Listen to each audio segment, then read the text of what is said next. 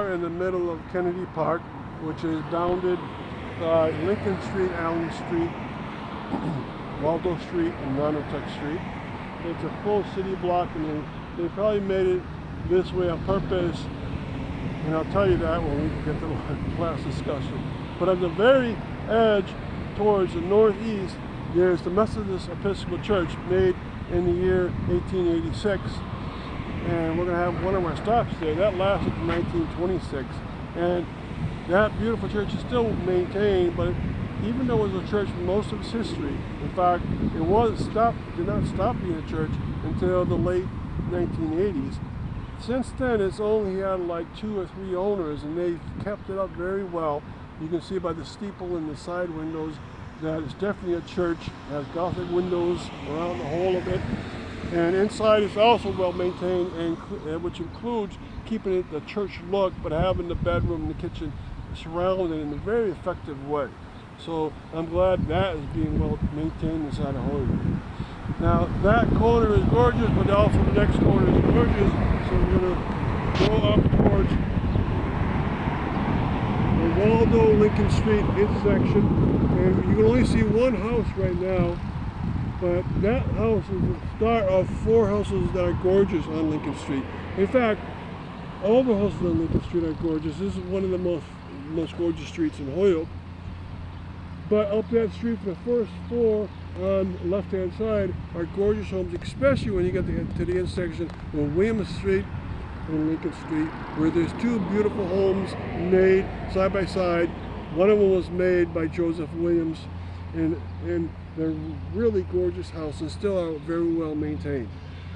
And then we're going to look towards the south.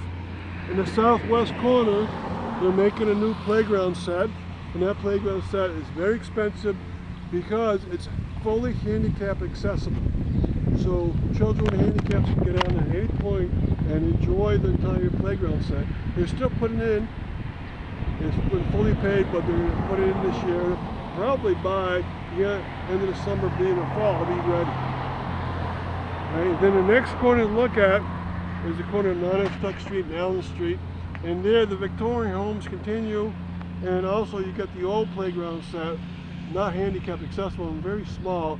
So they're going to have a gorgeous one replacing it. But the highlight of this park is, well, first of all, it was not called Kennedy Park in the beginning. That Kennedy name came from 1944 when Edward Kennedy died in World War II. They named the park after him. In the middle of this park, where there's now a baseball field, about in the exact center, there was a school. It was called the Highland Grammar School. It was an enormous school, 3 stories high, and I have a picture of it on my webpage that you can see. And you see its glory. It lasted as a school for about 80 years, so it lasted from 1905 into the late 1980s. Then they took it down and they developed this park and what was a big playground for the students into a full park and playground for adults and for any young people that want to be inside of it. So there's a lot of history in this park, and it's going to keep changing.